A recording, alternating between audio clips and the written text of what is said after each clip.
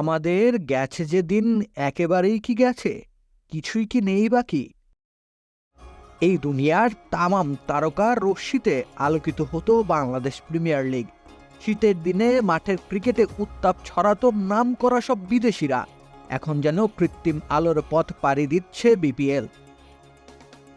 ঢাকার ডাগআউটে একটা সময় বসে কাটিয়েছেন লঙ্কান মাহেলা জয়বর্ধনে। তার সঙ্গী হিসেবে থেকেছেন ক্যারিবিয়ান কাইরন পোলার্ডও। সেই ঢাকা দলে আজ নাম না জানা বিদেশিদের আনাগোনা, যাদের কোথাও হয় না ঠাঁই, বিপিএল তাদের জন্যে আশ্রয় কেন্দ্র।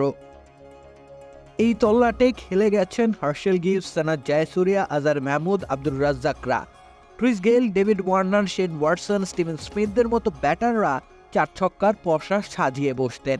AV de Villiers, Kumar Sangakkara, Brendon ম্যাককালামরা দেখেছেন নিজেদের ক্লাস। মুত্তিয়া মুরালি ধরন, সাইদ আজমল বা অজন্তা মেন্ডিসরা ঘূর্ণি জাদু দেখিয়ে গেছেন আমাদেরই হোম অফ ক্রিকেটে।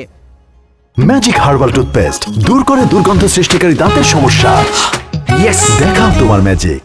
অলরাউন্ডার শহীদ আফ্রিদিও নিজস্ব দুটিতে উজ্জ্বল করেছিলেন বিপিএলকে। এই তো কদিন আগেও মঈন আলী, সুনীল নারায়ণ, আন্দ্রে রাসেলরা দাপিয়ে বেরিয়েছেন মিরপুর থেকে চট্টগ্রাম। শন টেট, জোফরা আর্চার, সোহেল তানভীররা 22 গজে তুলেছেন গতির ঝড়। সেসব আজ কেবলই অতীত। এখন বিপিএলের সবচেয়ে বড় তারকা শাহিন শাহ আফ্রিদি। অথচ একটা সময় এই আফ্রিদিও থেকেছেন বিপিএল ফ্র্যাঞ্চাইজির বেঞ্চে বসে। তাকে কেন দলে নেওয়া হয়েছে তা নিয়েও একটা সময় সমালোচনা হয়েছে। সেই তিনি সবচেয়ে বড় আকর্ষণ। পাহাড় চূড়ায় বসে তারার মেলায় হারিয়ে যাওয়া বিপিএল আজ ক্রমশ পিছলে নেমে যাচ্ছে গহীন অরণ্যে। কেউ যেন আটকানোর নেই, কারো সেই ইচ্ছেটুকুই যেন নেই। খেলোয়াড়দের পারিশ্রমিক নিয়ে এখনো হট্টগোল হয়।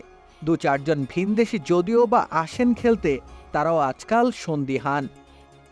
বিপিএল তাই তো হাসপাতালের জেনারেল বেড থেকে ক্রমশ এগিয়ে যাচ্ছে আইসিইউর দিকে। আজকাল এখানে মিগুয়েল কামিন্স বা থিসারা পেরেরাদের মতো হারিয়ে যাওয়া ক্রিকেটাররা খেলেন। সিনেমায় দেখা বিধাতার অবতার হয়ে কেউ কি এগিয়ে আসবেন, নাকি সেসব কেবলই কল্পকথা? সেই রঙিন দিন, বর্ণালীর আলোক ছটা কি আর ফিরবে না এই তল্লাটে? রাকিব হোসেন রুম্মান, খেলা 71।